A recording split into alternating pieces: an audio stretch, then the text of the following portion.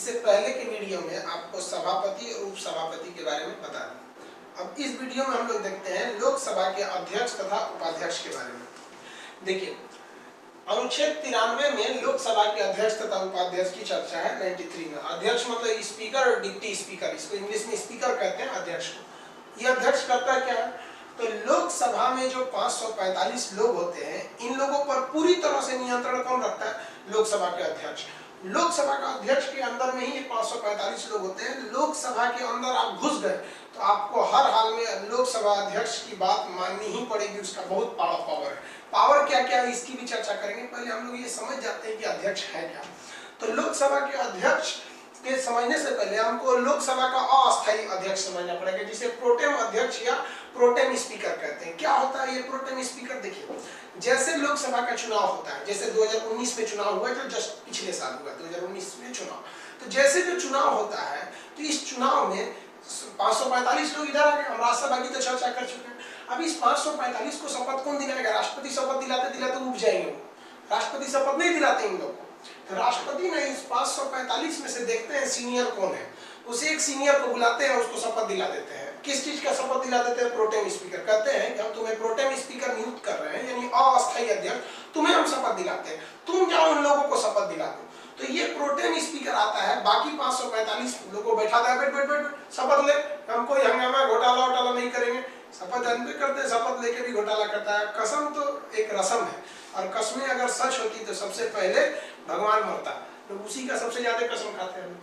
तो ये pro tem speaker उन लोगों को क्या करता है? शपथ दिला देता है। समझ आ गया? तो प्रोटेम स्पीकर एक अस्थायी होता है। अब ये प्रोटेम स्पीकर कहता है कि देख भैया, तुम लोग तो शपथ ले लिए लोग, अब तुम लोग अपने में से ही एक को परमानेंट यानी अस्थायी अध्यक्ष चुन लो, हम तो अस्थायी है। तो वो अस्थायी अध्यक्ष का चुनाव करा देता है कि भाई आप लोग बोलिए किसको अस्थायी अध्यक्ष चुनना चाहते हैं, तो उसका वो चुनाव करा देता है। समझ आ गया आप लोग को? तो इस बार समझिए, प्रोटेम स्पीकर क्या होते हैं? अस्थायी अध्यक्ष होते हैं। इनकी नियुक्ति कौन करते हैं? राष्ट्रपति। काम क्या होता है? नए सदस्यों को शपथ दिलाते हैं। वर्तमान में कौन थे? वीरेंद्र कुमार थे। इन्होंने सबको शपथ दिलाया और कहा कि भैया हम तो अस्थायी हैं, आप लोग अस्थायी चुन लीजिए। तो लोगों ने अस्थायी अध्यक्ष किसे चुन लिया? अभी कौन है भारत के लोकसभा के अध्यक्ष? अभी कौन चलते हैं? ओम बिरला। ये राजस्थान में कोटा क्षेत्र से इनका चुनाव हुआ है। ओम बिरला ये बहुत सख्त स्पीकर माने जाते हैं। तो जैसे ओम बिरला है तो ओम बिरला क्या हो गया? अस्थायी। तो जैसे ओम बिरला का चुनाव होगा तुरंत उसी समय प्रोटेम स्पीकर का पद समाप्त हो जाएगा। अब अस्थायी अध्यक्ष के रूप में कौन आ जाएंगे? लोकसभा के अध्यक्ष, जिन्हें स्पीकर कहा जाता है। स्पीकर क्या लोकसभा का सदस्य होता है?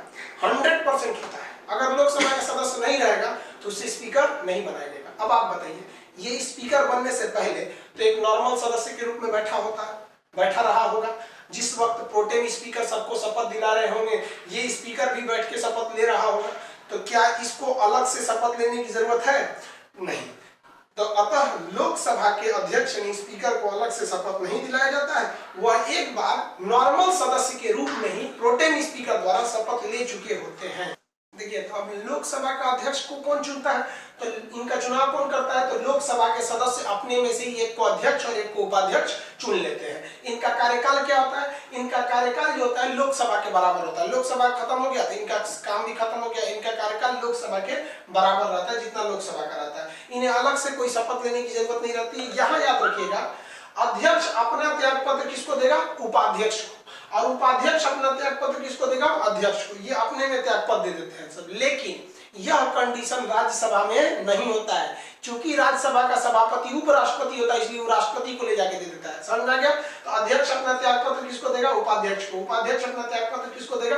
अध्यक्ष को। अब आपसे फिर क्वेश्चन आएगा कि लोकसभा का पीठासीन कौन होता है? तो लोकसभा का जो प्रेसिडिंग, अभी जस्ट आपको सभापति वाले टॉपिक में बताए थे, तो प्रेसिडिंग यानी पीठासीन कौन होता है? अध्यक्ष होता है। पीठासीन का मतलब क्या होता है? सर्वे सर्वा, उसका बात आपको मानना ही पड़ेगा। तो लोकसभा का पीठासीन कौन हो गया? अध्यक्ष। उसकी बात ही चलेगी। लोकसभा में किसी की बात नहीं सुनी जाएगी, केवल और केवल अध्यक्ष का। प्रधानमंत्री का भी बात नहीं चलता है लोकसभा में। अगर प्रधानमंत्री ज्यादा बोल रहे हैं, लोकसभा अध्यक्ष यानी स्पीकर अभी वर्तमान में ओम बिरला है, उन्होंने नरेंद्र मोदी को कहा कि आप 10 मिनट तक भाषण दीजिए खड़े होकर। 10 मिनट की जगह वो 15 मिनट बोलने लगेंगे, तो अध्यक्ष कहेगा माननीय सदस्यगण आप बैठ जाए। नहीं बैठेंगे तो इग्नोर कर देता है कि चलो सब लोग बोल रहे हैं। लेकिन अगर वो तुल गया, कह दिया बैठिए, कहेंगे नहीं बैठेंगे, बुलाएगा तुरंत पुलिस का, ठगवा देंगे, इनके बड़का बड़का प्रधानमंत्री बनते हैं। तो अंदर में लोकसभा के अध्यक्ष यानी स्पीकर से बड़ा दूसरा किसी का पावर नहीं होता है। हम अभी समझेंगे उसकी क्या क्या पावर होते हैं। तो ये समझ में आ गया, इनको चुनाव किसने किया, लोकसभा के सदस्य ही इनका चुनाव कर लिए थे। चुनाव जैसे हो गया तो ये अस्थायी सदस्य अध्यक्ष हो गए और ये क्या हो गए, पीठासीन हो गए। अब बात करते हैं इन्हें हटाया कैसे जाएगा। मान लिया कि गड़बड़ सड़बड़ काम करने लगे, किसी को बैठने किसी को बोलने नहीं देते हैं, सबको बैठा दिए, यानी गड़बड़ करने लगे, तो हटाएगा कौन, तो जो लाया था वही हटाएगा। लोकसभा के सदस्य लाए थे, यही इन्हें हटाएंगे।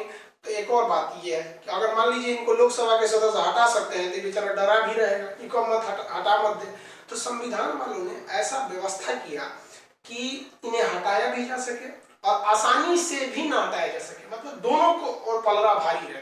इसलिए कहा कि भैया जिनको जिनको हटाने का मन है लोकसभा के अध्यक्ष को, वो लोग क्या करें, 50 लोग को ग्रुप में आए, यानी लोकसभा के 50 मेंबर लिखित प्रस्ताव करें और न्यूनतम 14 दिन पहले सूचना दें।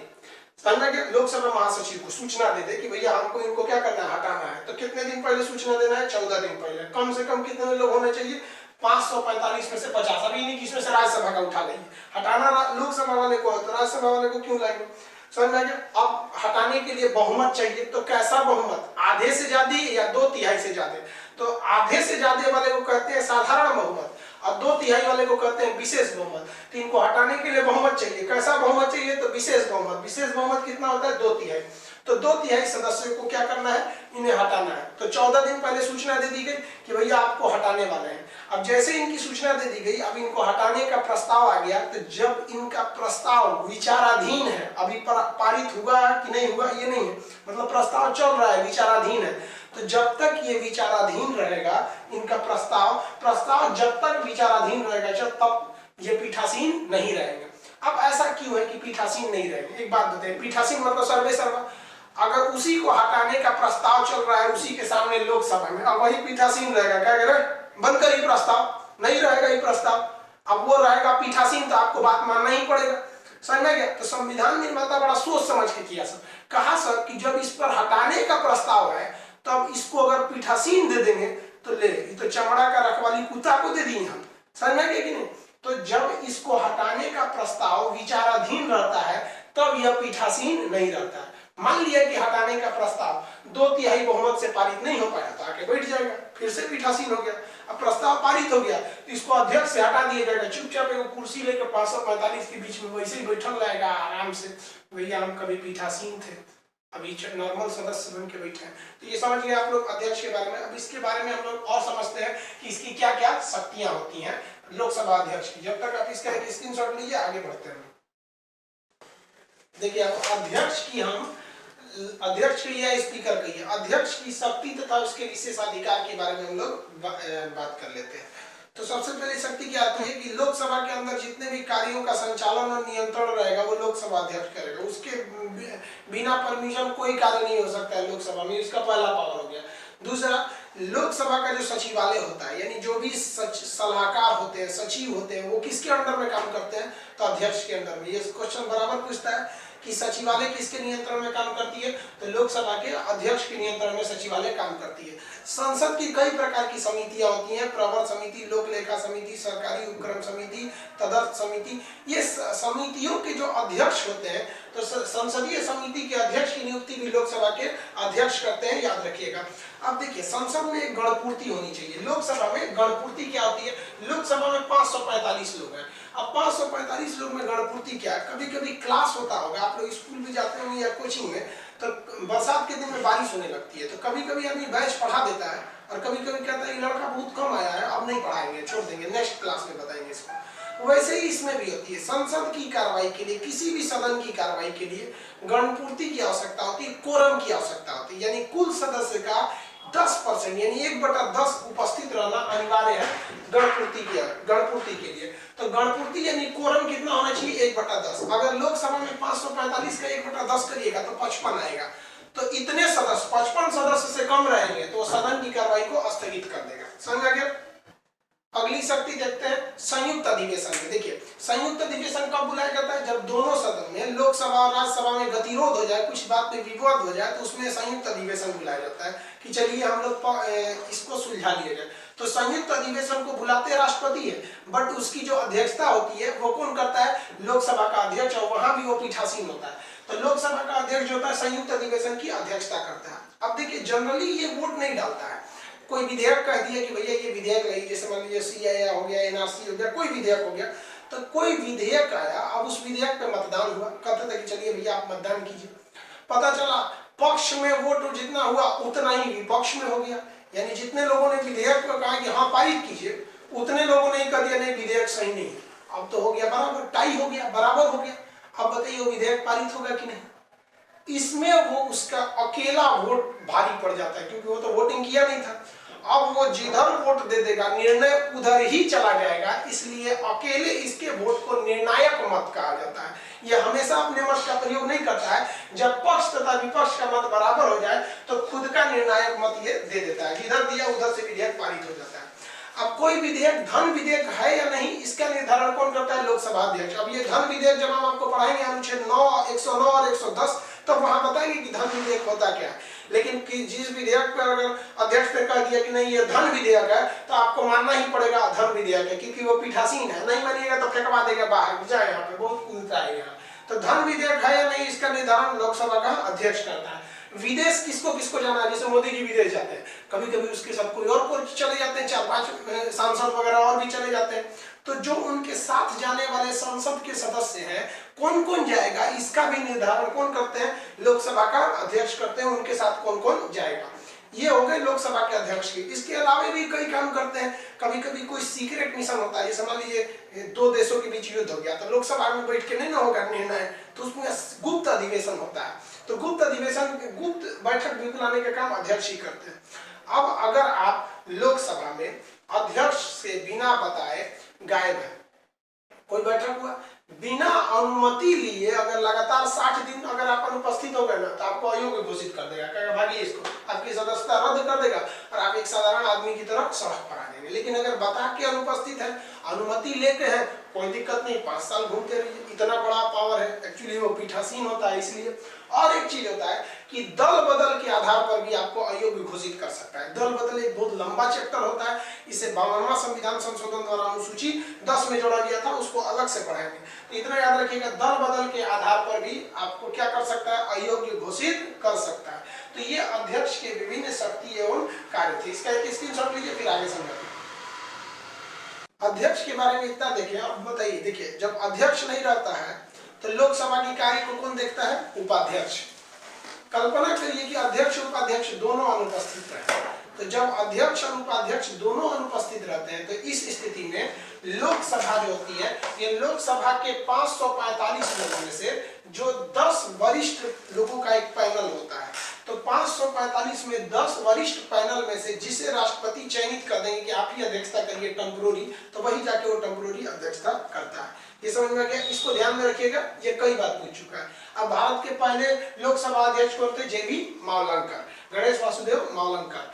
अब पहली महिला अध्यक्ष कौन थी? तो मीरा कुमार। दूसरी महिला कहेगा तो सुमित्रा महाजन थी। वर्तमान अध्यक्ष कौन है? ओम बिरला। ये कोटा से चुनाव जीते हैं। राजस्थान के कहां से? कोटा से। किस पार्टी से आते हैं ये? तो बीजेपी से आते हैं। देखिए इंग्लैंड में क्या होता है कि जब किसी को अध्यक्ष बनाया जाता है ना, स्पीकर, तो उसे अपनी पार्टी से इस्तीफा देना होता है। लेकिन भारत में ऐसा नहीं होता है, अपनी पार्टी से इस्तीफा नहीं देना होता। हालांकि ये ओम बिरला बहुत ही स्ट्रिक्ट स्पीकर में है। तो ये स्पीकर समझ में आ गया आप लोग को? किसी को इतना तक में कोई दिक्कत नहीं है। अब संसद के अधिकारी समझते हैं, संसद के कौन कौन अधिकारी होते हैं, इसका स्क्रीनशॉट लीजिए, फिर आगे बढ़ते हैं। देखिए संसद के अधिकारी के बारे में जितना बता दिए। अब संसद के अधिकारी 2 टाइप के होते हैं। लोकसभा में 3 अधिकारी, एक अध्यक्ष, एक उपाध्यक्ष, एक महासचिव। तो ये 3 हो गए। अब समझिए, ये महासचिव सबसे बड़ा अधिकारी होता है, मतलब सबसे बड़ा कहिए कि ये पर्दे के पीछे रहता है, सारा सीन यही बनाता है। ये लोग तो दिखाई देते हैं, इसको हीरो मान लीजिए, इसको हीरोइन मान लीजिए, ये डायरेक्टर होता है, फिल्म का डायरेक्टर जल्दी दिखाई नहीं देता है। तो ये हो गया आपका अध्यक्ष, उपाध्यक्ष और महासचिव। तो ये लोकसभा में हो गए। और सेम यही काम होता है आपका राज्यसभा में। राज्यसभा का क्या होता है? सभापति होता है, उपसभापति होता है, ये सबसे बड़ा सलाहकार होता है महासचिव, इसे भी अधिकारी में गिना जाता है। तो ये हो गए लोग संसद के अधिकारी, ये 6 लोग। अब जो और चीज बता दी है अनुच्छेद के हिसाब से थोड़ा देख लीजिए। अनुच्छेद 98 में, अनुच्छेद के हिसाब से देखिएगा तो अनुच्छेद 98 में लोकसभा का सचिवालय है। ये अध्यक्ष की शक्ति में आपको पढ़ाए थे, लोकसभा का सचिवालय। अध्यक्ष के अधीन काम करता है। अनुच्छेद 100 भी पढ़ा दिए आपको, गणपूर्ति या कोरम, यानी किसी भी सदन में, चाहे वो लोकसभा हो या राज्यसभा हो, उसके कुल सदस्यों का 10% होना अनिवार्य है। अगर लोकसभा में 10% से कम रहा तो वहां का अध्यक्ष काम को रोक देगा, और राज्यसभा में अगर 10% से कम रहा तो वहां का सभापति काम को रोक देगा। तो ये आप समझ गए। अनुच्छेद 100 तक मतलब 79 से हम आपको यहाँ तक बताया, 100 तक एक कंप्लीट वे में समझ में। आप इसका स्क्रीनशॉट ले लीजिए।